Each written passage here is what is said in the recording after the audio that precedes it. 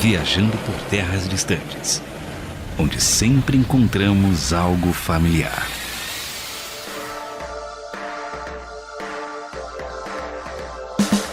Eu sou o André Castilho e o meu maior receio em relação ao futuro é a escassez de água potável. Nem bebe água, rapaz. Claro que bebo. Você nunca viu minha... Ah, e eu esqueci minha canequinha, Viu? cara. Nem se preocupe. Esqueci. Não é que eu tô com pressa. Sou Carlos Pelerran e o meu medo do futuro, escassez de PlayStation. Hoje em dia tem sido um grande amigo. Esse é real mesmo. Isso é real? Já é escasso lá em casa desde os 5. Não acho. Mas Eu sou o Rafael Bonin e o meu maior receio em relação ao futuro é inteligência artificial. Ih, é a teoria da conspiração, chat. É porque assim, o curso que ele tá fazendo tá correndo grandes riscos. Uber sempre tem vaga. Se for mexer com arte gráfica, Tá roubado. Não, ele é tá direito. complicado. Tá roubando. Corre risco também. Mas Uber, iFood sempre tem vaga. Eu sou o Renan Martinelli e o meu maior medo do futuro é o ser humano mesmo. Boa. Filosófico. Exatamente. Para muitos, inclusive nós, o futuro é assustador. Tanto que muitos autores imaginaram a dominação da sociedade por grandes corporações e a institucionalização completa da injustiça social, com tecnologia avançada e grupos que tentam sobreviver em meio ao caos ou usando o caos. Isso começou com livros e filmes americanos e chegou forte ao Oriente, com uma grande produção de animes e mangás no chamado gênero cyberpunk.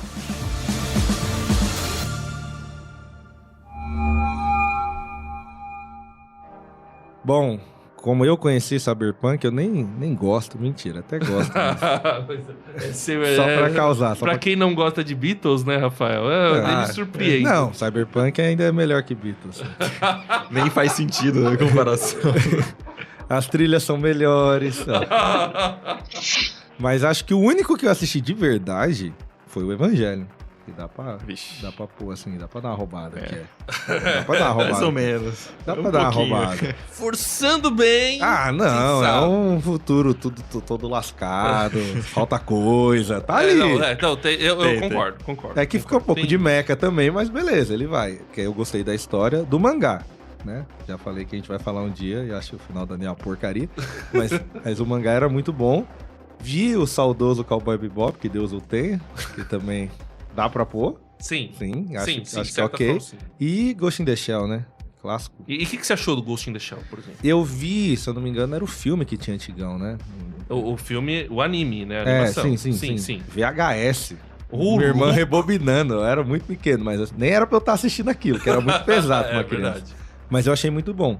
Mas nunca foi o meu gênero preferido, porque eu acho que pro lado de cá, ele nunca foi tão mainstream, assim, de escola, de você discutir com os amigos. Então, eu não corria muito atrás. Eu fui entender o que era Cyberpunk, eu já era mais velho e já não tinha tempo pra ficar vendo. Mas eu acho que é muito bom. É um estilo que a gente discutiu até no top 10 de anime, de eu ter colocado alguns animes que eu acho a temática mais adulta, porque é uma discussão mais filosófica, mais sobre a vida. Nesse ponto, eu acho que é um gênero que bebe muito dessa fonte. É sempre uma discussão pro jovem adulto. O adolescente só vê... falta comida e uns robôs brigam às vezes, é isso. Mas pra mim foi muito interessante. Mas eu já conheci, assim, de verdade, já tava aí com uns 18, 20 anos. Antes eu nem sabia o que era. E é difícil de entender, né? Alguns pra pessoal que é mais novo, né? Porque a discussão é realmente muito profunda.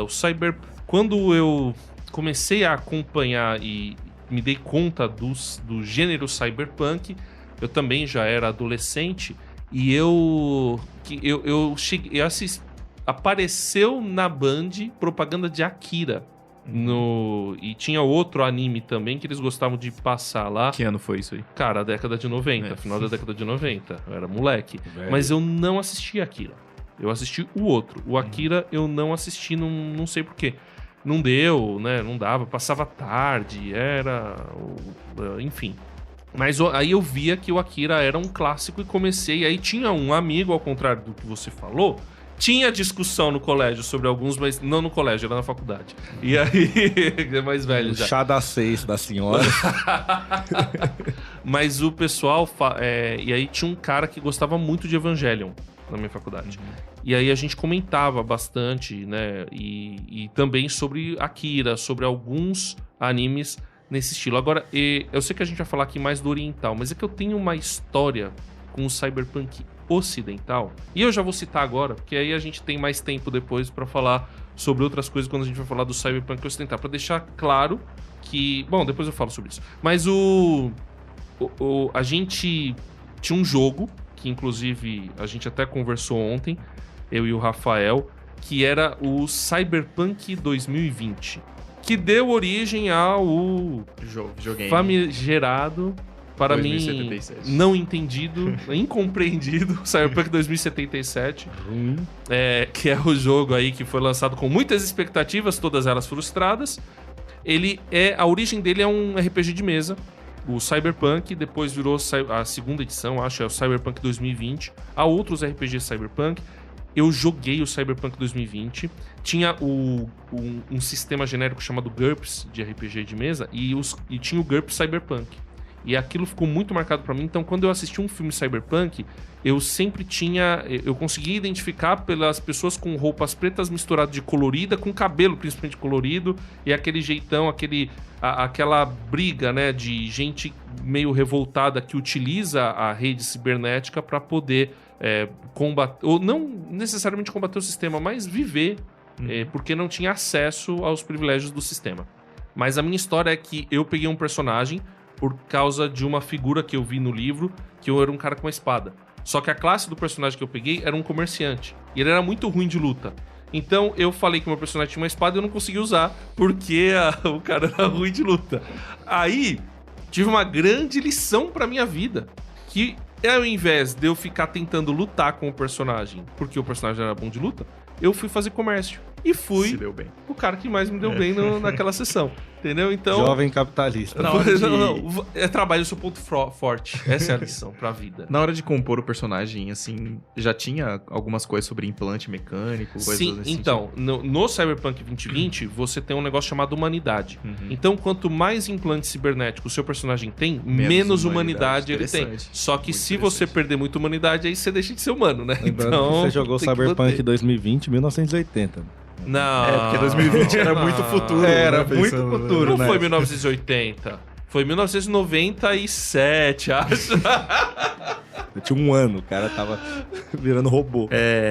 O primeiro contato... Assim, eu acho que eu posso até ter tido algum contato com algo cyberpunk antes, mas eu não tinha consciência disso. Então, acho que o primeiro contato que me marcou, assim, que eu falei... Cara, isso aqui me apaixonei no clima, na estética, foi quando eu assisti o Blade Runner, mas o Blade Runner 2049, a continuação do Blade Runner. Ah, tá. Eu vi esse filme no cinema, acho que é 2015 que lançou esse filme, algo assim. Eu fui ver esse filme no cinema e foi uma experiência muito marcante, assim, pra mim, porque ele é um filme muito bonito e ele tem um clima, a trilha sonora dele é bem imersiva. Então, ter visto esse filme no cinema foi uma experiência muito boa. E aí, depois, quando eu comecei a assistir anime, eu assisti Akira, Ghost in the Shell. E aí foi um gênero que eu digo que é o meu gênero de história preferido, porque eu acho muito interessante como você pode viajar em muitas coisas, mas eu acho que dentro da ficção científica, que a gente viaja em muitas coisas, é o gênero que mais consegue fazer discussões próximas da nossa realidade, mesmo tendo uma tecnologia e um futuro muito que parece, pelo menos na aparência, muito distante da gente. Então, é o que mais me intriga nesse tipo de história. Eu conheci muito no universo cyberpunk através de Akira, inicialmente, New Genesis Evangelion, entre outras obras, mas também através da música, porque uma banda que eu ouvia muito, que era o Gorillaz, era muito imersa no universo cyberpunk, inclusive com as suas letras fazendo críticas sociais e críticas ao futuro, principalmente, como, por exemplo, o Wood in the Ink, que é uma música que vai ser muito... toda a sua construção, tanto de clipe quanto de letra, é muito influenciada pelo universo cyberpunk.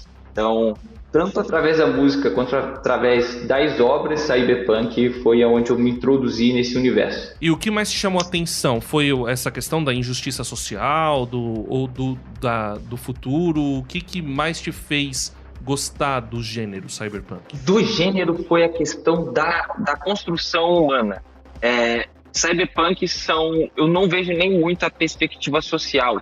Eu vejo mais a ideia, por exemplo, augustiniana da entrega humana às suas paixões ao extremo, ao ponto do ser humano chegar a cortar partes do corpo para se introduzir, ou se ter mais prazer, ou se conquistar mais coisas, ganância, paixões e tudo mais. Então o universo cyberpunk é muito imerso dentro dessa perspectiva augustiniana da paixão, o ser humano como escravo da paixão, aquela ideia de Kant, de que o homem só é livre quando não faz o que quer dizer que ele controla os seus impulsos. Todos os universos cyberpunks são pessoas completamente imersas e entregas às suas paixões, o que levam elas a ser controladas e não olhar a corrupção à sua volta, as injustiças à sua volta, porque é todo mundo hiperindividualista e só procurando o seu prazer. Você vai ver isso em Akira, você vai ver isso em New Genesis Evangelion. Se a gente for, por exemplo, trazer para o Ocidente, a gente pode ver Matrix, a gente pode ver outras obras, até mesmo, por exemplo, o novo anime aí do Cyberpunk 2077, que saiu na Netflix. Todos você vê essa realidade de forma muito clara. É todo mundo só entregue a eu quero isso, eu quero aquilo e eu vou fazer através da tecnologia o que for, vou utilizar para ter mais prazer, para ter mais dinheiro, para ter mais moral social, que se dane o resto. Então todo o universo cyberpunk traz esse caos.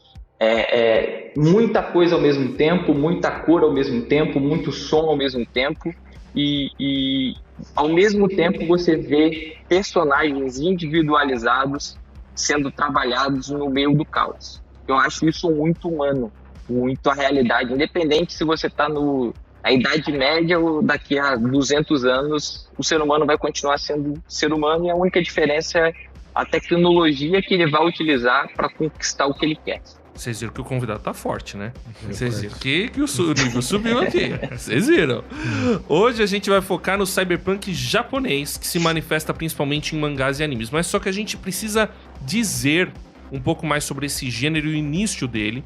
Já vou avisar que a gente vai fazer, na próxima temporada, um episódio sobre o cyberpunk ocidental, que tá em livros, filmes. Aí a gente vai contar um pouquinho mais dos produtos e falar um pouquinho mais sobre os produtos ocidentais, mas como o próprio Renan já disse, existem muitas semelhanças, mas também existem diferenças. Então, o começo de tudo, pelo menos que eu vejo que se considera, vocês podem até me ajudar a corrigir, principalmente o Renan e o Rafael que conhecem mais, é o Neuromancer. Neuromancer acho que é uma obra definidora do gênero cyberpunk, um livro escrito por William Gibson, que deu origem ao Matrix, certo? Tem muita coisa ali. O conceito de cyberespaço, acho que a primeira vez que aparece é nesse livro.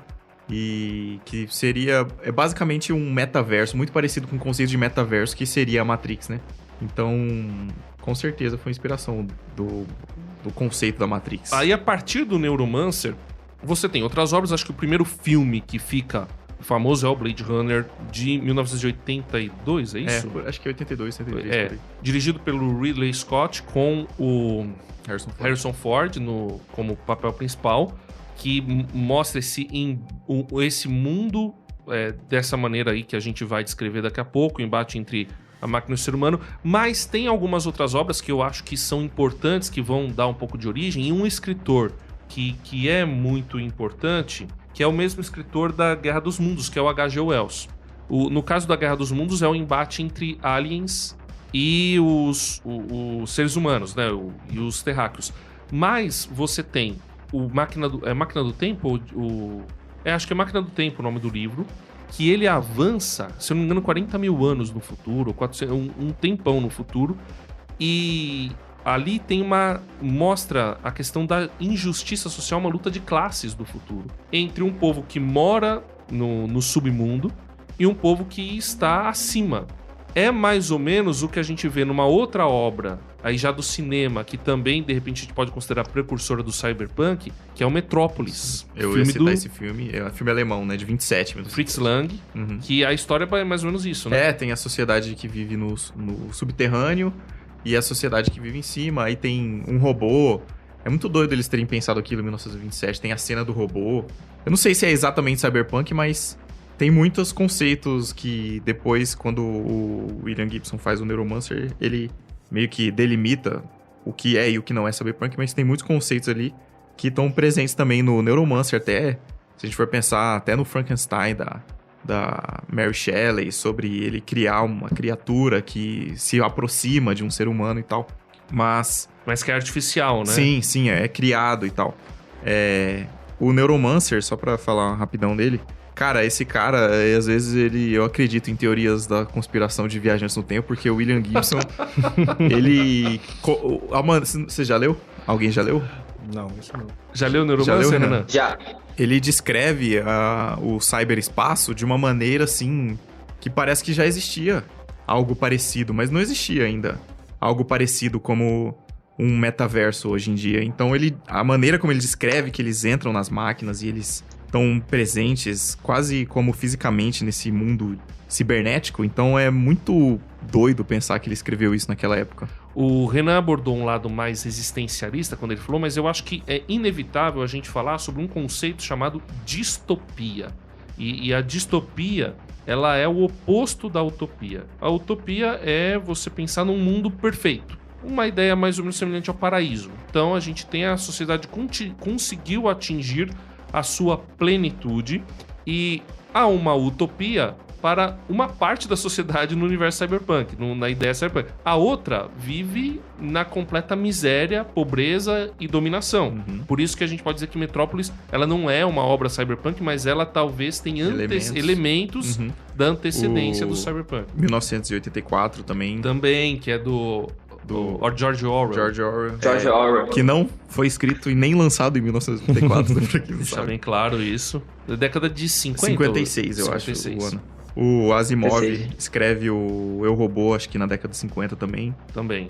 Que ali são obras sci-fi, né? Sim. Menos o 1984 é, na verdade, uma alegoria. Sim. Mas também ele apela pro futuro. Tem a teletela lá, que fica na casa das pessoas, vigiando e tal. Assim, nenhuma dessas obras é exatamente cyberpunk, mas já são elementos que obras cyberpunk vão se utilizar muito depois que o termo é criado e estabelecido, assim, na ficção científica. O que a gente pode falar sobre distopia, Renan? Eu vejo que Neuromancer ele traz muitas dessas introduções e isso faz com que se crie conceitos, seja através de filosofia, seja através da própria arte, cinema, pinturas e tudo mais.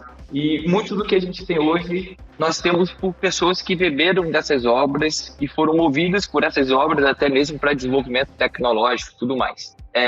Quando o Neuromancer é escrito e se traz essa perspectiva de inteligência artificial avançada, de rede matrix, de um espaço que se mistura com o físico, que se mistura com a realidade, com a ficção, traz esse conceito de distopia quando se cria esse caos, esse ambiente caótico, onde você tem o mundo em camadas. Por exemplo, a gente tem mais recente, eu acho que quem estiver ouvindo, principalmente a nova geração, para entender, Arcane, que é uma obra muito influenciada pelo universo cyberpunk, onde se pega o League of Legends e trabalha personagens que bebem desse universo. Você tem um universo em camadas. É uma cidade subterrânea, existe um espaço meio neutro e existe a cidade principal, onde você tem felicidade, riqueza, prazeres, enquanto na camada mais baixa é pobreza, guerra, é confusão, é escuro, enquanto lá em cima é claro. Então, essa distopia que se é criada é uma distopia onde você vê aí entra-se muito na perspectiva social, você vê uma distância muito grande, quem está lá em cima e quem está lá embaixo, e enquanto lá em cima é a utopia, o ideal de vida que todo mundo pensa, que em cima é o caos. Eu acho que distopia se define como caos, essa confusão. Ninguém entende o que está acontecendo, ninguém sabe o que está acontecendo, é totalmente desconectado da realidade. A gente vê, por exemplo, quando a gente vai entrar no cyberpunk japonês e a gente vê Akira, a gente vê o universo de Akira, a gente vê a distopia de uma forma muito clara. Você vê a religiosidade em Akira, onde se adora a entidade Akira sem nem saber o que é. Você tem a Terceira Guerra Mundial, o governo que é corrupto não fala nada sobre o que aconteceu e as pessoas param de ligar para o que aconteceu. Elas simplesmente continuam vivendo, elas continuam se entregando àquele universo, sem saber o que está acontecendo, sem saber o que é a realidade, até quando elas se chocam com a realidade, e a realidade é completamente diferente de tudo que elas imaginavam. A distopia é essa desconexão com a realidade, com o que é real. Você vive uma mentira por ser mais confortável. Então, esse mundo completamente desligado da realidade que você vai ver em todas as obras cyberpunk. E é engraçado que sempre é um plot twist, né? A distopia é sempre um plot twist para você trazer o que é de fato aquele mundo. Em Akira, por exemplo, é quando o personagem principal ele se choca com aquelas crianças que parece que tem 98 anos, meu avô é mais jovem que aquelas crianças que têm poderes, e você tem, ele passa a saber o que realmente é o Akira, o que realmente aconteceu, e ele passa a buscar isso. O Akira, realmente, o papel da religião dentro do Akira, no filme eles exploram isso, mas no mangá eles exploram isso com mais profundidade, e é muito interessante você ver como as pessoas...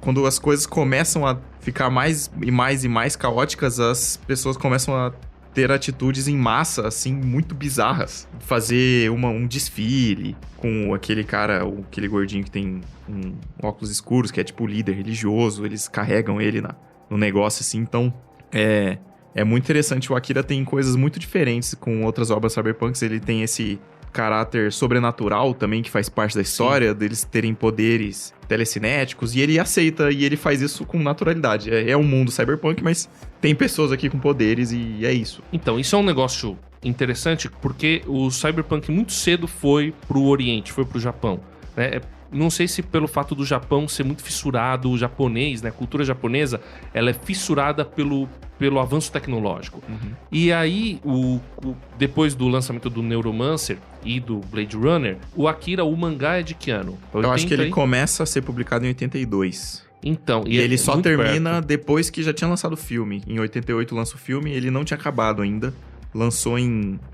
Terminou em 89 ou 1990, que terminou de publicar o mangá. E assim, é muito perto, né? Sim, porque o Blade Runner, o Akira e o Neuromancer é 3, 4 anos, assim, de lançamento, de diferença. E eu acho muito louco que o Akira é muito cyberpunk, cara. Ele é extremamente... talvez ele seja o definidor de cyberpunk do Japão. Porque Sim, é muito com certeza. forte. Todas essas características que a gente tá falando, elas estão no Akira, né? É um mundo sujo, as pessoas são... mal cuidadas, assim. Outra coisa também que o Akira tem de diferente, que eu vejo com outras obras cyberpunks, é que os personagens principais são muito jovens. No Neuromancer, no Blade Runner, são adultos. O cara é policial, o outro é traficante, faz contrabando. E no Akira são jovens que eles gostam de andar de moto, por aí fazer bagunça. Então o Akira, apesar dele ser definidor de muitas coisas, ele tem coisas que tem só nele. Muito características só dele. E isso é muito, muito legal. Bom, e aí a gente a gente já vê o Akira definindo algumas coisas, lá em o Neuromancer e o Blade Runner tendo uma outra perspectiva, mas a gente pode traçar algumas diferenças entre o cyberpunk dos Estados Unidos e o cyberpunk do Japão, e já que a gente tá falando de anime e mangá, o que é de mais forte nos cyberpunks de animes? Eu acho que acaba tendo essa relação existencial um pouquinho diferente, porque o cyberpunk japonês, ele toca um pouco mais em questões espirituais, da religiosidade humana. Não sei se eu tô errado. Eu vejo que, assim, eu acho que a principal diferença tá que, enquanto no Ocidente se trabalha muito uma perspectiva social, de disfunção social, no Oriente eles trabalham muito a ideia de humano, filosófica. Você vai ver, por exemplo, Ghost in the Shell, que você tem muitas ideias filosóficas, principalmente no mangá. O mangá ele é muito mais complexo, muito mais aprofundado do que a animação, dentro dessa perspectiva de introduções filosóficas humanas, de questionamentos humanos, o que é real, o que é a vida. Você tem uma perspectiva menos social dentro da perspectiva japonesa. Em Akira, por exemplo, você vê uma questão universal. Você tem ali, por exemplo, termina Akira com um Big Bang e uma ideia quase que bíblica do Antigo Testamento, enquanto você tem, por exemplo, João 1, que vai falar assim: No início era o verbo, e o verbo era Deus, e o verbo estava com Deus. Em Akira termina com Big Bang, e ele falando, eu sou. E aí é como se criasse um novo universo. Então, nova vida. Você tem Neo Genesis Evangelion. Que a gente tem tem muito do cyberpunk, tem muito também que não é cyberpunk ali, mas você tem um novo universo, novas criaturas, você tem o Adão e você tem a Lilith e uma perspectiva de que precisa se criar uma nova vida enquanto tem um questionamento humano. Será que a vida humana é mais valiosa? Será que seria o ideal acabar com a vida humana para que se tenha uma vida superior? Você tem várias obras que tem muito do cyberpunk, como o Elfen Lied, entre outras obras, que vão trazer essa ideia mais filosófica mesmo, menos social, menos questionamento social, de pobreza, de diferença de classes, enquanto no cyberpunk ocidental vai muito para esse lado de capitalismo selvagem, enquanto tem a empresa malvadona que manipula todo o mercado, manipula todo mundo, como você vai ter lá em Jogador Número 1, o cyberpunk ocidental é mais filosófico, menos social. O cyberpunk oriental é mais filosófico e menos social. Exatamente. Eu li um artigo, né, até pra chegar com mais propriedade pra falar aqui um pouco. Assim, o cara lê pra É ver um se artigo, depois eu mando na comunidade lá, é um artigo muito bom. Por favor. Que a pessoa que escreveu, ela... Não esqueci o nome. Ela aponta duas diferenças também, além dessas que o Renan falou, que o japonês, ele consegue entender o cyberpunk muito melhor do que o ocidente, porque o cyberpunk, ele é composto, mundo cyberpunk, história cyberpunk, ele é composto por muitas dualidades. Então você tem a alta tecnologia e a baixa qualidade de vida. Você tem o homem e a máquina.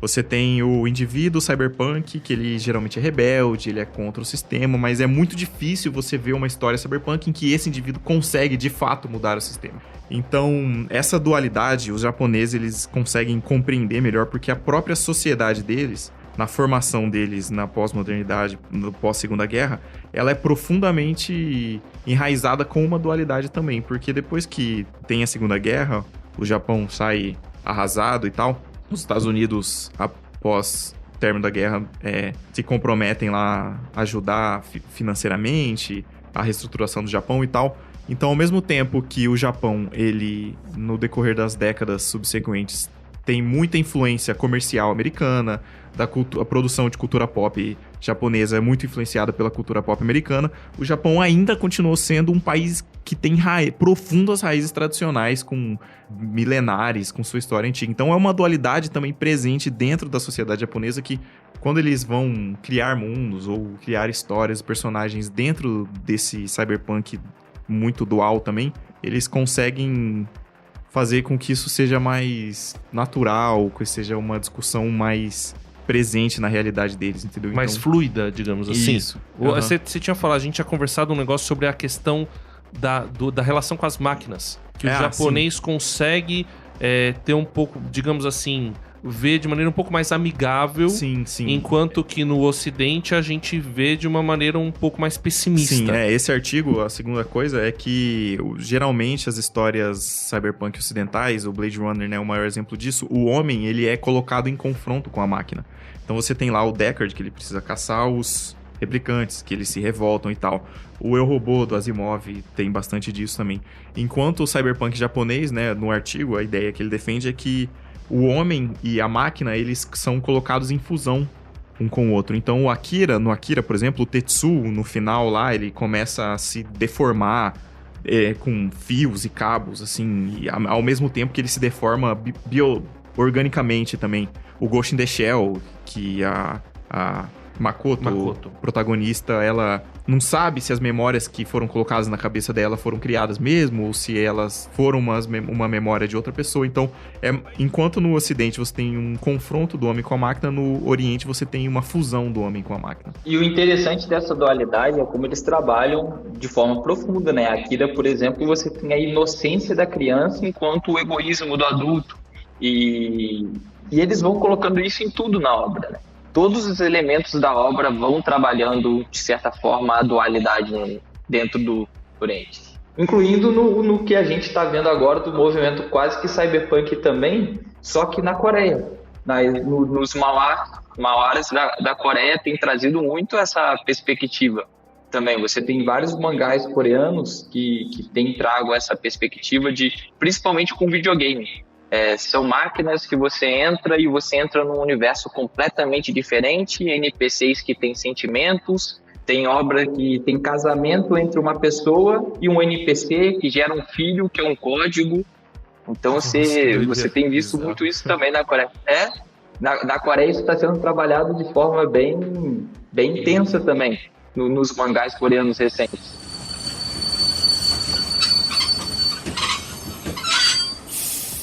Fizemos uma rápida parada nesse trem de alta velocidade que passa por arranha-céus ultramodernos de um mundo cyberpunk para repercutir alguns dos últimos programas, porque no último programa que foi postado, a Resistência do 7000, que se você não ouviu, ouça, porque deu um trabalho violento fazer aquilo lá. Deu muito trabalho, então ouve lá. Ouve os anteriores primeiro também, né, pra você entender a história. Então, episódio 3... Aí os outros episódios eu não vou lembrar, mas tá lá na descrição. 27 e 34. Obrigado. Então, 3, 27 e 34, partes 1, 2 e 3 de A Resistência do 7000. Aí a parte 4, que a gente colocou. E, por favor, critiquem. Você gosta? Você não gosta? Manda pra gente um recado. Por onde, Carlos Pelirran? Pelo nosso e-mail, viajandoporterrasdistantes@gmail.com, pelo X... falecido Twitter, Viajando TD. Boa. E o nosso Instagram, @Viajando por Terras Distantes. Pode mandar lá que o Filipinho te responde. É isso aí. Então, fala com a gente. Vai ser uma alegria poder conversar com você. Dá pra entrar no nosso grupo do WhatsApp. Estamos com vagas abertas. Estamos contratando. Precisamos aí de pedreiros. Precisa também de programadores. Mentira, pode entrar no grupo quem quiser. Só manda mensagem que você vai fazer parte das nossas comunidades. Receber um pouco de spoiler antes da galera, né? Você recebe uns pequenos teasers aí por enquanto. É verdade. E nós queremos agradecer o Lucas Bird, que fez com a gente o Fate Battle, e ele proporcionou uma partida da qual eu não participei. Você é moleque. Não, eu cheguei tarde em casa, esqueci, confesso. Marcamos na data que você falou que podia. Exatamente. Esse é que é o problema. Foi zoado. Eu costumo fazer isso, inclusive. E aí, eles jogaram. Achei muito engraçado porque o Felipe salvou o Carlos. Mas deu a lógica, né? E aí o Carlos destruiu o Felipe depois disso. Calma lá. Não foi assim. Não, foi como? Eu tinha destruído o Felipe já 2 vezes e o Lucas salvou ele. Aham. Aí o Felipe me salvou uma, eu salvei ele uma também, justo. Matamos o Lucas e aí eu matei ele. Porque tinha um ponto de vida só depois. Aí... Não, você não matou ele primeiro e depois matou o Lucas? Não. Porque na verdade quem finalizou o Lucas foi o Felipe. Eu ajudei o Felipe a não morrer, ele finalizou o Lucas, aí eu fui lá e matei ele como um bom companheiro. E ganhei o jogo. Ah, tá certo. O Lucas falou que todo mundo que joga a primeira vez ganha. É mesmo. Por isso eu não vou jogar mais. Mas é que ele deixou ganhar, então, de certa forma. Na verdade é porque era pra 4 pessoas, né? Como ficar 3, aí fica um pouco... Porque aí você podia fazer dupla, fica desequilibrado. Então a gente tava meio que individual, mas tava um ajudando o outro. Ah, tá. Mas ele dá uma passada de pano em alguns momentos. Aí na hora que o jogo pegou, aí o pai é bom, né? Combinação aqui, oração. Foi divertido mesmo? Foi legal? Tirando eu jogando num notebook sem mouse, de resto foi jogão. E tava... Mas assim, como é a experiência? Porque assim, quando você joga card game, um Magic da vida, por exemplo, você tem que ter o terreno pra poder fazer as magias e derrotar lá. Aqui você tem as cartas de sabedoria, que é o que meio que te dá energia. Você tem que baixar os heróis, mas aí o herói no X1 contra outro tem... Poder de habilidade, não tem nada... Assim, tem muita coisa específica, mas se um herói tem força 4, outro tem força 2, não tem segredo. O Sansão é o mais forte mesmo? Ele é o mais forte, mas ele é muito alto pra baixar. E aí você baixa o herói, você tem uma rodada de preparação, então ele não vai direto pro terreno. Então quando você abaixa ele, você pode apanhar do mesmo jeito. Tem que esperar mais uma rodada. Mas o que ganha é você combinar as cartas de sabedoria, os milagres. Eu ganhei mesmo do Felipe com os milagres. Ele veio com um combo, eu usei uns 2 que anulava ele. Qual milagre que você usou? Agora eu não lembro qual que eu usei pra bater nele, mas o que me salvou foi o bom pastor, porque aí o cara não pode te atacar. Aí ele gastou todos os heróis tentando me atacar, eu fui lá e bati nele, que eu não tinha defesa. Acabou o jogo. O bom pastor. Que papo maravilhoso. Mas isso a gente chama de carta cara. Porque quando a carta ela é uma carta boa, Só que você precisa de muitas rodadas pra baixar ela. Então ela é cara, então ela é lenta. Sim, Era sim. uma carta lenta. Como eu tava sem mouse também, eu não quis ficar... Era muito difícil fazer os comandos no touchpad do notebook, né? Sim. Porque, pelo amor de Deus.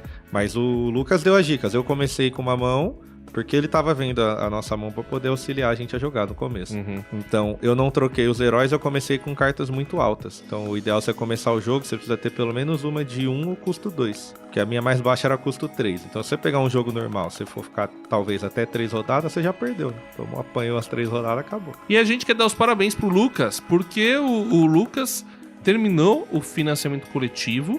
Ele conseguiu atingir 2 metas expandidas. Finalizou ontem, né? Que já tá saindo dia 13 esse programa. Esse programa tá saindo dia 13, então ele finalizou dia 12. E se o senhor Lucas Bird resolveu estender mais ainda a campanha, a gente não sabe, porque a gente tá no passado. Eu tô no passado. Estou no futuro falando do passado. Então, assim, mas enfim, ainda vai ter outras oportunidades que não conseguiu no financiamento coletivo, que era uma pré-venda, na verdade. Vai poder adquirir depois. E a gente do Viajando aceita aí uma carta especial, né? Já pensou? Carta do Viajando, aí, cara. Seria muito bom, né? Vai ser bom. Então, isso repercutiu aí no Instagram, a gente conversando com o Lucas, e teve essa live, e foi, acho que um projeto muito legal, a gente se sente participante, então obrigado, Lucas Bird, por ter dado essa oportunidade pra gente. Você é sempre bem-vindo aqui pra conversar. E você que tá ouvindo, apoie produtores de conteúdo cristãos, porque a gente pena muito por fazer as coisas. Então vai ser muito legal. Se não adquiriu, adquira depois do Faith Battle, adquira outros conteúdos. Se você não é cristão, leia coisas diferentes, né? Eu, por exemplo, leio coisas que não são cristãs e que são às vezes antagônicas àquilo que eu penso, para poder também formar a minha própria opinião, para poder dialogar com as pessoas. Então eu convido você a fazer isso. Venha conhecer mais também de uma cosmovisão que de repente é diferente da sua, e acho que você pode se surpreender. Vamos continuar falando do futuro distópico cyberpunk. Tem uma coisa muito interessante também no universo cyberpunk, é que o medo do futuro ele é algo presente em todos praticamente, né? E quando a gente traz para nossa sociedade, isso é algo comum. Das gerações antigas, acho que da minha e das mais novas também, todo mundo tem medo do futuro. Mas será que também não é algo meio exacerbado? Porque todo mundo tem medo do futuro desde sempre e a humanidade está indo. Eu acredito que piorando cada vez mais, sim. Mas tá indo, aos trancos e barrancos a gente continua. E parece que todo mundo que projetou, tipo, jogou 10, 100 anos na frente, e a gente chega na data e parece que não é nem metade do que foi projetado. Será que a gente não cria um medo muito grande do futuro no meio cyberpunk e ele não é tão real assim? Ao mesmo tempo você tem alguns que jogaram previsões mais utópicas e também falharam, né? Por exemplo, apesar do 2001, Uma Odisseia no Espaço, né? A obra original é do Philip K. Dick, não é isso? O filme? Não, o livro. Não sei. O filme é do Kubrick, né? Sim, o filme do Kubrick. Mas não sei se Renan sabe quem foi o autor do 2001, do livro? É o Philip K. Dick? Ou eu tô falando... Não lembro. Tá. Mas, enfim, se eu errei, aí você pesquisa depois e você encontra. Aí, a ideia ali é de uma sociedade que avançou a tal modo que ela faz viagens interplanetárias de uma maneira mais assertiva e conseguiu fazer um computador inteligente, só que esse computador se volta contra ela. Então tem até um pouquinho aí de algum elemento, né, desse conflito homem-máquina, mas porque a sociedade avançou muito. Outra obra que também acho que traz uma certa utopia é o Star Trek. E o Star Trek, ele vai... a gente vai conseguir alcançar tal velocidade de dobra, aí a Terra vai alcançar prosperidade e se unir a tal ponto que o problema agora são os outros planetas e não na Terra a gente resolveu a coisa. Então a gente acaba tendo essas duas coisas. Mas realmente eu acho que o medo do futuro é um negócio muito presente porque a gente não sabe o que vai ter no futuro, né? O futuro é desconhecido, é um grande mistério pra gente. Acho que essa questão de não ter se concretizado pode ser uma visão da nossa época também. Porque lá no começo do século passado, não sei se eles tinham medo do futuro, lá na Belle Époque, que tinha o avanço tecnológico, eles não tinham tanto medo do futuro, e acabou que até a metade do século tinha acontecido 2 guerras mundiais e tinha morrido 200 milhões de pessoas. Nós vivemos numa época, pelo menos aqui na nossa realidade, que não teve, por exemplo, um conflito desse tamanho ou uma catástrofe social dessa magnitude como 2 guerras mundiais. Então, não sei, pode ser só uma perspectiva de recorte da nossa época também. Eu vejo que o medo do futuro humano meio que hoje em dia é o que impede uma terceira grande guerra. É exatamente por ter medo de que seja, por exemplo, uma guerra nuclear. Você vê hoje as principais potências sendo potências nucleares, impedindo outros países de serem potências nucleares, com medo disso acontecer. O medo do futuro humano é o medo do escuro. Ninguém tem medo de escuro, é do que pode estar ali. E o ser humano sabe, por naturalidade, que ele é egoísta, que ele é mal de alguma forma. Então, a gente não sabe quem vai estar no poder amanhã e o que pode fazer. Será que nos Estados Unidos vai sair um Putin da vida loucão aí para querer invadir outro país e tudo mais? E aí as inseguranças, tecnologia, IA, será que os atores americanos, por exemplo, de Hollywood, que estavam entrando em greve com medo de colocarem inteligência artificial para colocar eles em filme, coisa do tipo. Então isso está acontecendo de forma muito real, né? E pegando um gancho, às vezes parece que o Cyberpunk ele exagera em alguns pontos que já são presentes. A gente falou do medo do futuro, quando a gente tem injustiça social, a mesma coisa. Porque apesar de falar universo distópico e tudo mais, dependendo de como a gente for olhar o nosso mundo e fazer um recorte, é bem real o que ele está reproduzindo lá. Então a gente pode entender que eles realmente são muito criativos e criam universos completamente diferentes, ou eles dão uma maquiada só, pega o universo real, finge que é algo fictício para fazer uma crítica social. Tem umas coisas... eu lembrei agora de uma cena que a gente presenciou ontem e hoje, no caminho, eu e o Rafael, né? Que o Rafael tá... Pra quem não sabe, o Rafael é meu primo, e ele mora em Cuiabá, aí ele veio pra civilização, veio pro Brasil, ele veio pra São Paulo. Pegou o visto, veio pro Brasil. Aí, passei não vou citar o lugar, né, tá, pra não depreciar ninguém, mas aí a gente... Alô, Morumbi. Não foi? Mas a gente passa num lugar que é numa comunidade mais carente, né, só que com a fiação elétrica caótica, né? Um troço assim, muito fio. E ali deve ter fibra ótica, telefonia, eletricidade, tem tudo ali. Cara, eu olhei aquilo, eu lembrei de algumas cenas, sabe? Porque assistindo Akira, eu falei, velho, esse cara frequentou a escola pública da periferia, entendeu? Porque tem as pichações nas paredes, você vai nos lugares que é meio assim.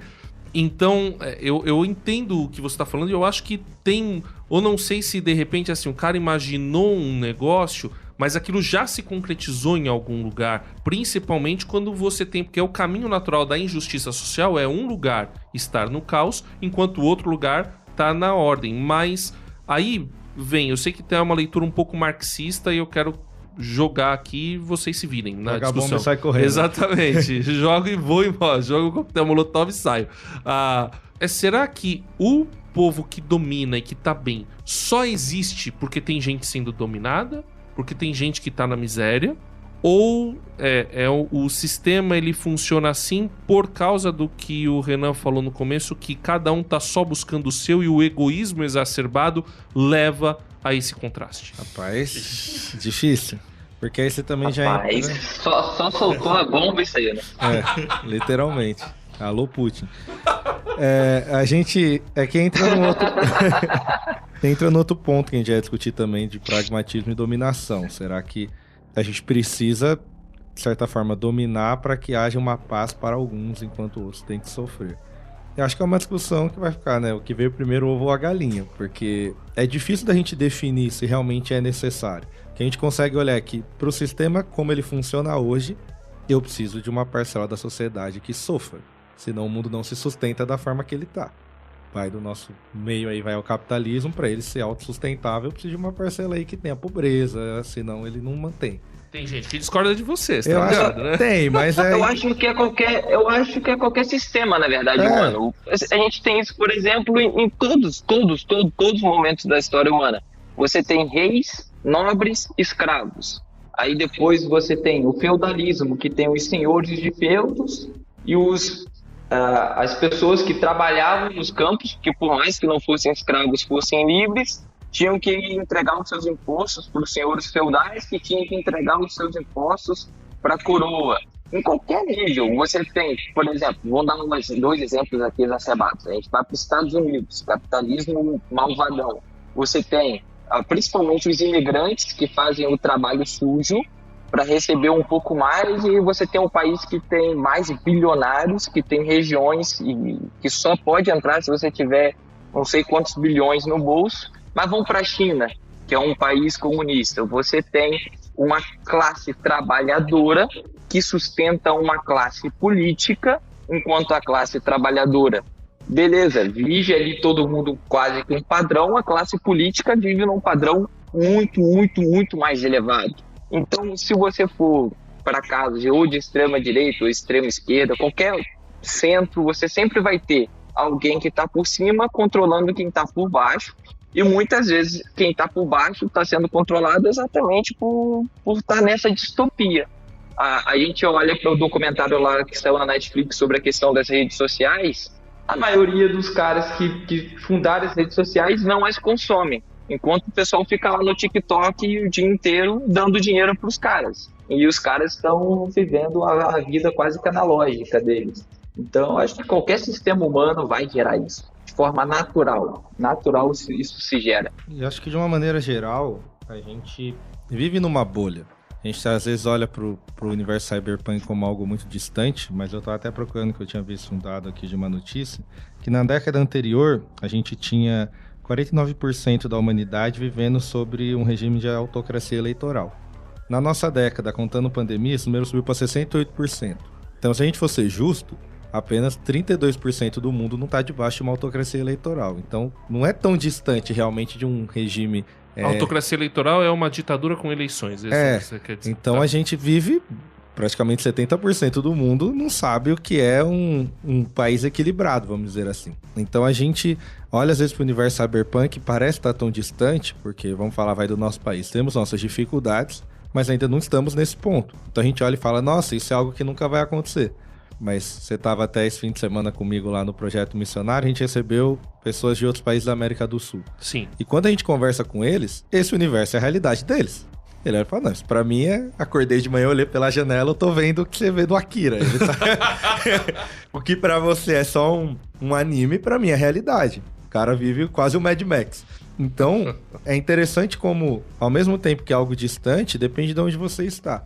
Ainda mais quando você traz para a questão ocidental, se a gente está muito ali nos países envolvidos, beleza, acho que é uma crítica a um futuro que eles podem chegar. Mas quando chega pra gente que enfrenta dificuldade, país em desenvolvimento, você olha e fala, não é tão distante. É o que você falou, você passa por um bairro e você fala, isso acontece no meu país. Então, eu acho que o Cyberpunk, ele te traz uma reflexão, quando a gente falou no começo, da sua vida adulta, e por isso que acho que ganhou boa parte aqui, porque fala, nossa, isso me faz refletir sobre tudo. Mas eu acho que o grande mérito dele, na minha opinião, é pegar algo que é concreto e ele consegue te iludir como se não fosse. Você assiste e fala, nossa, já pensou se isso aqui acontecesse no futuro? E quando você olha, você fala, mas peraí, parece que meio que já tá acontecendo, ele só tá fingindo pra você. Acontece aqui, né? Acontece aqui no quintal da minha casa. Se for parar pra pensar, é verdade, gente. Por exemplo, hoje tem casas que são completamente inteligentes. Você chega, eu tenho, por exemplo, a Alexa lá em casa. Eu chego e falo assim, Alexa, liga a televisão liga. Eu tenho um robô que eu ligo o robô, ele limpa a casa sozinho. Você não precisa fazer nada. Você só liga o robô e ele vai. E ainda tem robôs mais tecnológicos que você programa ele, você não precisa estar em casa, não precisa fazer nada, e o robô só vai fazendo tudo sozinho. Você controla, a nossa geração ainda paga boleto, né? Mas hoje em dia, as novas gerações é tudo ciberneticamente, é tudo no online. Eles vivem no online. Ninguém mais tem aquele carnezão bonito. Nada. Você fala sobre cheque e o pessoal fala, o quê? O que é isso? Tem um filósofo francês que é o Jacques Derrida, que a frase mais icônica dele é tudo é texto. A ideia de que tudo é interpretação, tudo é contexto. E eu vejo que o universo cyberpunk é exatamente essa interpretação do universo, do mundo levado a um extremo muito, muito, muito extremo mesmo, assim. E foi como você falou, você vê hoje países que vivem isso de uma forma natural, e as pessoas não estão meio que nem aí, de certa forma, pro que vai acontecer politicamente. É quase aquela ideia de que, independente de quem eu votar, vai ser corrupto, então eu voto em qualquer um. A pessoa nem vai pesquisar o que é. Então eu só vou seguindo aqui, deixa a vida me levar, a vida leva eu, né? E só vai. Essa frase filosófica é tão utilizada, Essa é tão né? forte. Só o Carlos falou sobre o cyberpunk já estar na nossa realidade. Isso, de acordo com o artigo lá que eu tava lendo, isso é mais uma ideia do cyberpunk japonês que ele defende. Porque você não vê cyberpunk japonês fazendo muita discussão com inteligência artificial, por exemplo. O Ocidente já tinha essa discussão há muito tempo antes da inteligência artificial surgir. Então, o cyberpunk ocidental, ele diz, né, no artigo, que eles pensam muito no futuro com medo dele, enquanto o japonês ele faz mais isso de mascarar o presente com uma falsa ideia assim do futuro, né? Então, é discussão com inteligência artificial desde o Exterminador do Futuro, desde o Eu, Robô. Então, eles pensam... Portal, pra quem jogou Portal, também é bom. Você falou da cidade, o Final Fantasy VII tem também isso. O Alita Midgar também, lá. um anime... Uma sociedade em cima, uma sociedade embaixo. É interessante isso daí. Agora, indo pra uma coisa assim que eu acho muito interessante, que eu tava pensando, né? Essa questão do medo do futuro, de um futuro que vai ser de uma dominação, né? A gente já vive, como você falou, né? Existem alguns lugares onde há uma autocracia, regimes, presidentes que se perpetuaram e estão se perpetuando no poder há muito tempo, e existe uma série de discussões sobre isso. Se o cara for comunista, ele vai dizer que no Brasil não tem democracia mesmo, né? Então é democracia burguesa e tal, e aí que não é uma democracia plena. Mas eu vejo uma previsão distópica do futuro no livro no qual eu acredito, né? E que é o livro de Apocalipse na Bíblia, e no capítulo 13, que eu vou ler um texto um pouquinho longo, mas para vocês falem para mim, vocês, principalmente os nossos dois especialistas em cyberpunk aqui, se vocês não acham que isso aqui não daria um bom mangá. Dá uma olhada aqui. Então vi outra besta que saía da terra, a partir do versículo 11 do Apocalipse 13. Então vi outra besta que saía da terra com 2 chifres como cordeiro, mas que falava como dragão. Exercia toda a autoridade da primeira besta em nome dela e fazia a terra e seus habitantes adorarem a primeira besta, cujo ferimento mortal havia sido curado, e realizava grandes sinais, chegando a fazer descer fogo do céu à terra à vista dos homens. Por causa dos sinais que lhe foi permitido realizar em nome da primeira besta, ela enganou os habitantes da terra. Ordenou-lhes que fizessem uma imagem em honra à besta que fora ferida pela espada e contudo revivera. Foi-lhe dado poder para dar fôlego à imagem da primeira besta, de modo que ela podia falar e fazer que fossem mortos todos os que se recusassem a adorar a imagem. Também obrigou todos, pequenos e grandes, ricos e pobres, livres e escravos, a receberem certa marca na mão direita ou na testa, para que ninguém pudesse comprar nem vender, a não ser quem tivesse a marca, que é o nome da besta ou o número do seu nome. E aqui há sabedoria. Aquele que tem entendimento calcule o número da besta, pois é número de homem, seu número é 666. E aí, daria... É um bom plot, pessoal? O que vocês acham? Dá um medinho, né? Totalmente, totalmente. A Apocalipse é um livro que quase todo é cyberpunk, né? Você tem ali os cavaleiros ali, o cavalo branco, o cavalo vermelho. Você tem muita coisa dessa perspectiva de medo do futuro, de expectativa do futuro, de como a realidade é vista, até mesmo uma perspectiva de dualidade, de bem e mal e tudo mais. Apocalipse traz muito essa perspectiva. Agora, o que eu acho louco no Apocalipse é que ele é assim, ele tem um pessimismo, porque eles estavam, quando você pega o contexto, eles estavam vindo numa época em que o autor de Apocalipse estava exilado numa ilha, preso numa ilha. E ele escreve o Apocalipse, e é algo que reflete tanto a realidade que ele está vivendo, a realidade que já foi vivida e uma realidade que ainda vai acontecer, porque ele diz, essas coisas vão acontecer. E então existe um certo pessimismo, mas depois de tudo isso aqui, e aí a gente não vai ler, senão a gente vai ficar só lendo aqui no programa, no final do Apocalipse há esperança. acaba esse sofrimento. E o que é doido é que esse bicho aqui, essa besta, né, que é poderosa aqui, quando chega o libertador, a volta de Jesus, Apocalipse 19, você acha que vai ter uma grande batalha épica, um negócio assim sensacional, o Senhor dos Anéis, tal, né, o Ultimato, né, aí eu gosto daquele Ultimato fake que, você já viu esse daí? No Instagram tem o Ultimato fake, que é aparece os personagens da Marvel, mas ao mesmo tempo vem a nave do Batman, as naves de Guerra nas Estrelas. É muito doido, cara. Os caras de 300, é muito engraçado. E aí, a gente... Você acha que vai ter uma grande batalha, mas Jesus vem e ó, pá, acabou, finalizou. Então, é um cyberpunk, mas que no final tem esperança. Tem uma esperança de que a coisa vai dar certo. Então, assim, eu acho que é importante, trazendo pra nossa realidade, quando a gente pensa no futuro, vai ter coisa ruim no futuro, né? Vai ter complicações, vai ter problemas, mas tem esperança. Dá pra gente ter esperança, dá pra gente seguir em frente quando a gente acredita que algo vai acontecer pra mudar e pra melhorar. Então, vai ficar ruim, mas vai ficar bom depois. Vai piorar, mas vai melhorar na sequência. Não é verdade? Alguém... Quando você vê mundos cyberpunks, eles não... Apesar de serem mundos ruins, não são mundos que acabaram. Não é um Mad Max, por exemplo, que é um mundo pós-apocalipse, um mundo que tá à beira de terminar. É um mundo que ele ainda existe, a sociedade funciona assim, opera e tal, os seres humanos ainda nascem, morrem e continuam. Então não é um mundo que acabou, esses mundos cyberpunk, é um mundo que ainda existe, então se existe dá pra ter esperança. Dá pra melhorar ainda. É que o Mad Max ainda é outro subgênero, né? Que é o pós-apocalíptico. Sim. Eu acho que Mad Max é steampunk. E eu vejo também que, por exemplo, não é só que dá pra melhorar, é steampunk. Não é só perspectiva de que dá pra melhorar. Sempre se levantam pessoas que se movem a fazer a melhora desse mundo, né? Sempre alguém acorda, né, dentro do cyberpunk. Sempre tem um Neo que vai despertar e vai se mover a mudar a realidade dentro daquele mundo que é injusto, que é caótico e tudo mais. E, por exemplo, eu acho que se a gente for olhar para o Apocalipse, é muito dentro daquela perspectiva que todos pecaram e estão destituídos da graça de Deus, mas há uma esperança porque há alguém que vai te religar com essa graça perdida. Então, eu vejo isso em Apocalipse e existe essa perspectiva no universo cyberpunk. Vamos falar de algumas das principais obras. Do cyberpunk oriental, pra deixar claro. Sim. O Ocidente ninguém liga aqui.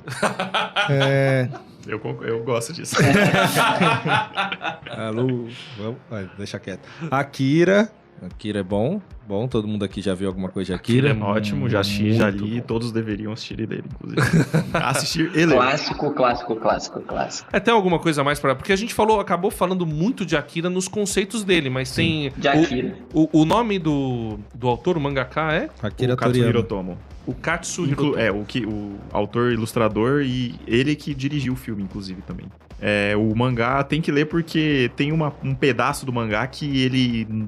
Assim, no filme ele dá uma adaptada lá, mas basicamente do início do primeiro volume até o fim do terceiro volume tá tudo lá no filme, adaptado. E aí ele muda algumas coisas e tal, mas ele encerra o filme, beleza. O mangá, ele tem toda uma segunda metade que é completamente diferente da primeira, que não tem nada parecido no filme. E ele explora umas discussões muito interessantes e tal, então é bem... importante, eu acho que se você viu o filme do Akira e gostou, que você leia o mangá também. Bom, Ghost in the Shell tem mais que Malhação, né? Ghost in the Shell... Se for ver aí, tem uns 200 já, né? O quê? De mangá? Não, tem anime bastante, tem tem anime, tem filme. Tem um filme que lançou em 2017, né? Tem um filme que lançou em 2017 com a Scarlett Johansson, se não me engano. O live action. Ghost in the Shell, Mas o anime sempre vai ser melhor, muita né? Coisa.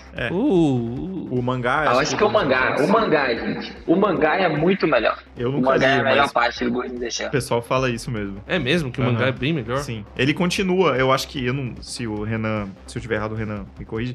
Mas ele continua um pouco pra frente do que acaba o filme lá, né? Não é isso? Sim. É porque o filme, na verdade, pega conceitos e vai colocando. Uhum. Mas o mangá tem muito mais profundidade, os personagens têm mais informações sobre eles, sabe? Então, as informações com o ser humano, acessa durante a vida, são ilimitadas e tudo mais. Você vai vendo isso sendo trabalhado de uma forma mais completa porque tem mais história dentro ali do mangá. É interessante também que o Ghost in the Shell ele tem uma característica que geralmente o cyberpunk oriental não tem, que é ele tem um tom um pouco mais noir, que o cyberpunk ocidental tem muito Exato, isso. O oriental exato. não tem tanto. Se bem que eu senti isso, principalmente no começo de Akira, Você acha? eu vi... É que assim, a trilha não ajuda. Aham. Porque eles passam pela cidade ao mesmo tempo que eles estão naquela... É doido que é uma trilha quase que tribal, é uns tambores É assim, um negócio batendo. meio esquisito. Esquisito não, assim, um negócio bom, né? Sim, sim. É diferente, né? Peculiar. Mas cara, é muita luz. Principalmente no começo, é muita luz. Então, aqueles prédios gigantescos, eu falei, cara, olha que referência, assim, achei bem interessante. Tem um outro, eu não sei se a gente pode considerar, mas eu acho que ele tem elementos de cyberpunk muito fortes, mais do que os outros, que é o Gantz. Eu sei muito pouco sobre Gantz. O Gantz é um negócio... Mas eu já vi, eles morrem, né? Isso, eles morrem e meio que ressuscitam pra matar monstros. Uhum. O que ele tem de elemento do cyber? Porque ele se vê numa prisão, entendeu? Uhum. E é no mundo atual, só que ele se encontra numa tecnologia muito superior. Então ele se vê meio que naquela prisão e aí tem às vezes parece que tem alguma semelhança. Não sei se o Renan concorda comigo. Eu acho que o Gantz ele vai muito mais para um lado sobrenatural. Tá. Ele foge um pouco do cyberpunk nessa perspectiva. Apesar de que Ghost in the Shell também tem isso. Ghost in the Shell, até os androides têm alma, né? O Akira também vai ter aquela questão ali da psicose, mas o Gantz vai muito mais para essa perspectiva de ressurreição, uma perspectiva mais assim do que o cyberpunk em si. Eu acho que ele se classificaria mais ali como animes com elementos de cyberpunk do que cyberpunk. Entendi. Ao contrário, por exemplo, de Psycho Pass, que é 100% cyberpunk. Sim. Você tem ali a ideia de cálculo, o Psycho Pass é um cálculo de quanto a pessoa pode cometer um crime, de quanto ela, e aquilo vai classificando o ser humano, quase com a ideia de você tem hoje aí dessas séries esqueci o nome, que tem na Netflix lá, que cada episódio é diferente, Black uma Mirror, história Black diferente. É o Black Mirror. Sério. Tem o Love, Death and Robots também, Tem. tem várias... Alguns episódios Sim. tem bastante. Isso, a gente... O Psycho Pass é quase para um elemento assim. Uhum. Né? Eu acho pra Quase mim que é um o Psycho Pass episódio é de Black completamente Mirror. cyberpunk. É o cyberpunk do cyberpunk. 100%. 100%, eu classificaria Ele é exatamente. cyberpunk 100%. Uhum. Então, o Psycho Pass, que é bem desconhecido, né? Mas tem... Aqui no Brasil ele é, sim. Tem um nicho aí, um pessoal que curte muito. Eu não assisti. Qual que é o plot, assim, principal do Psycho Pass? Você quer falar, Renan? Falta de tudo. Não, pode falar. Ele é um mundo que ele avançou, né? E aí tem uma máquina, um sistema que ele escaneia todas as pessoas e ele faz um cálculo lá que eles chamam dentro do anime de coeficiente criminal. E aí tem um número teto que se você passa desse número, primeiro eles te prendem e eles tentam te fazer um tipo de reabilitação com você e tal. Mas se for um número que é muito alto, eles já te matam na hora. E as pessoas, elas aceitam, assim, esse sistema. É um sistema estabelecido no mundo, a polícia utiliza e etc. A discussão do anime não é se o mundo está discutindo se precisa ou não precisa desse sistema. Ele já tá lá, tá estabelecido e opera já com não sei há quanto tempo. E aí as consequências disso, como que isso tem consequências para a sociedade. Tem umas discussões muito interessantes, tipo, por exemplo, criança que aparece com coeficiente criminal. O que você vai? Vai prender a criança? Então tem umas nuances, assim, muito interessantes. Esse é o plot, assim, mais ou menos. É só que o Psycho Pass, ele vai trabalhar quase que um Death Note cyberpunk. Enquanto Death Note é aquela máxima de bandido bom é bandido morto, então vou matar todos os bandidos e o mundo vai viver em paz. Psycho Pass, o que vai fazer isso é esse coeficiente. Porque se a gente calcula a possibilidade de alguém cometer o crime antes dele cometer o crime, a gente anula o crime. Só que isso você cria um mundo completamente distópico, assim, que todo mundo vive com medo e todo mundo vive dentro dessa perspectiva de se eu cair no Psycho Pass, o que vai acontecer comigo? E aí é uma loucura esse mundo, né? Não existe paz no mundo que era feito para ter paz. Cara, isso impacta as pessoas tão profundamente. Eu acho que não vou me alongar muito, mas as pessoas, elas começam a parar de ter a noção de certo e errado por elas próprias. O certo e errado é o que o sistema apontaria que fosse, entendeu? Então, tem uma parte... Eu não sei se... Melhor não falar, né? Fala, não, a opressão no seu nível máximo, cara. Que animal. Eu vou assistir porque é meio isso aí. spoilerzinho o que eu vou falar, então... Não, então deixa que eu assisto e depois a Ele gente... gosta de spoiler, pode falar. Não, que gosto nada. Quem gosta de spoiler é o Felipe, né? Sei Ou é lá. o Risato? Não, é o... Você não assiste as coisas, Thiago. não vai ver. Não. vai ver. A primeira temporada, pelo menos. Tá 20 bom, e eu poucos vou- episódios. 20 e poucos? Então, dá pra ver. Até me zoando? 2030 ele te dá um Ele reset. fala isso só porque eu não terminei Game of Thrones até hoje. Até hoje. Ele É. tá esperando ainda. Mas que outros animes ou mangás cyberpunk que a gente pode listar aí, de repente, algum que eu esqueci aqui? Eu citei os principais aqui. Ah, os anos 80, na época dos OVAs, dos OVAs, tem vários. Tem um que chama Neo Tóquio, que ele é dividido em 3 histórias Achei. diferentes. Tem tem um muito engraçado, chama Midnight Aigoku. É galhofa pura, mas é cyberpunk também. É uma época de OVAs, né? Que eles produziam conteúdo pra fora da televisão. Tem um monte desse tipo de Então, OVA. o Cyberpunk 2077 da Netflix, né? Que eu acho que é O anime, sim. o anime, Sim, né? O produzido anime pela, Cyberpunk. pela Netflix, sim. Isso, que aquele é anime mesmo, ele é japonês. É anime, é tudo. o estúdio Trigger que produziu. Muito bom. Que outro? Eu tô esquecendo de algum, Renan? A gente tem o Megalobox, né? Que é o lutador de boxe lá, que os braços dele são mecânicos e tudo mais. Você tem o Trigun, que também é um clássico, Cyberpunk, ele de 1998. Você tem outros animes que vão trabalhar essa perspectiva aí de um mundo distópico, caótico, com uma mistura de tecnologia e humanidade, pessoas com braço mecânico e aí vai perdendo parte do corpo para ficar mais forte, mais poderosa. Tem outros animes que vão trabalhar essa ideia também. Não, e mangás, né? Não só animes, como mangás também, que acabam entrando dentro dessa perspectiva. Sim.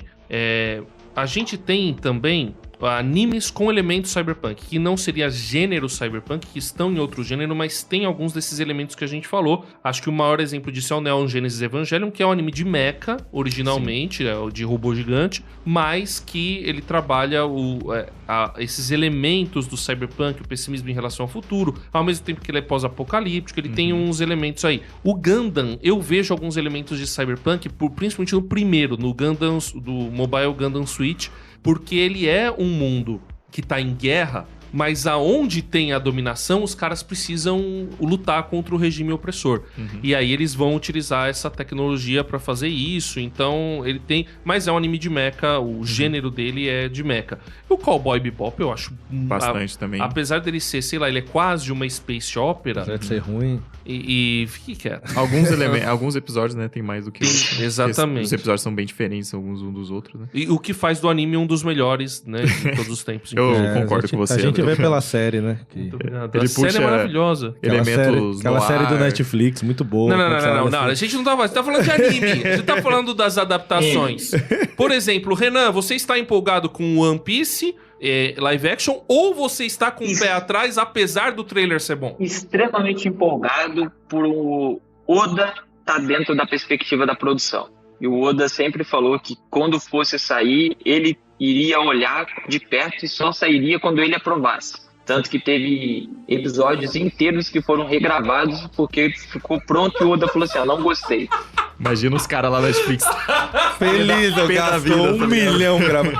Quer bater a aposta que vai melhor que o Cowboy Bebop? Não, eu não tenho dúvida, Não. porque se realmente o cara não é consultor, ele é o produtor executivo do Mas eu negócio, ainda né? assim tenho medo. Não, mas claro, eu acho que todo mundo tem que ter medo. Mas porque- se ele tá envolvido, ele é muito preciosista com a sua ele é obra. preciosista, né? Parece ser um cara bem... Tão preciosista que tá em 1.300 episódios e lá vai mais, né?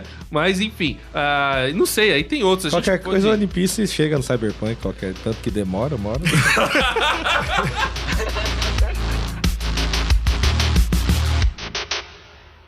Viajando por terras distantes. É uma produção transmundial.